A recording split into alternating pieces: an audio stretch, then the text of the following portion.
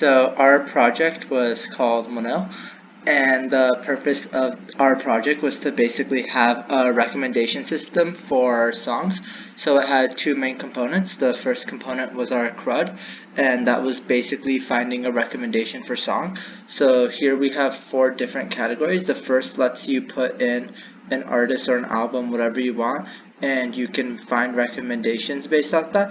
The first page shows you the different artists that have the name, so you can pick the exact one you have, and the next page shows you the recommendations for that given artist. We also have searching by tag, so you can pick a few different tags here, and it takes them, puts them together, and gives you recommended artists and recommended albums for those tags combined.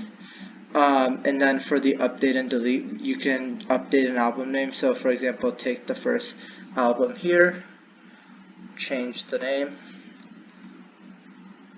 and go back here, and you'll see that now the album's listed as that. And then also we can delete a given artist by name. So for example, we can pick Animal, and we can hit delete. And if we go down to here, Animal is no longer listed there. And so that's basically the basic functionality of our project. I'm Kush, and I'm going to talk about events function 1, which is a novelty. So one thing we realized was that in our friend group that we had a lot of people who had a lot of different tastes in music, and we really couldn't figure out a good way to find music that we all would enjoy. So we created was like this generate a collaborative playlist. So pretty much this app is the second portion of our app. It allows you to create an account in which you can you make a username, and you can go to an account. So for example, on the edit page, you can edit an account. So I'm gonna use mine, and within this page you can add likes and dislikes, and these are just different genres that are in our database, and you can add dislikes as well in the same way. And so you can see here that I have certain likes and I have other dislikes, and you can also remove likes and dislikes based off of whatever you want to update your account. So pretty much when you generate playlists, we pick 3 different users. I'm just going to pick 3 arbitrary users, and it'll look at the likes and dislikes and assign weight values to the different tags and return albums and artists that match the tag with the heaviest weights. So we generate collaborative playlists. We have a bunch of artists from most relevant to least relevant. So pretty much like the ones at the top are the ones that we are all 3 of us most likely to enjoy, and same thing with albums. So we get return artists and albums.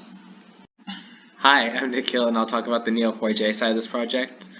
We decided to use Neo4j to talk about to have a relation between the users and the genres that they both like and dislike.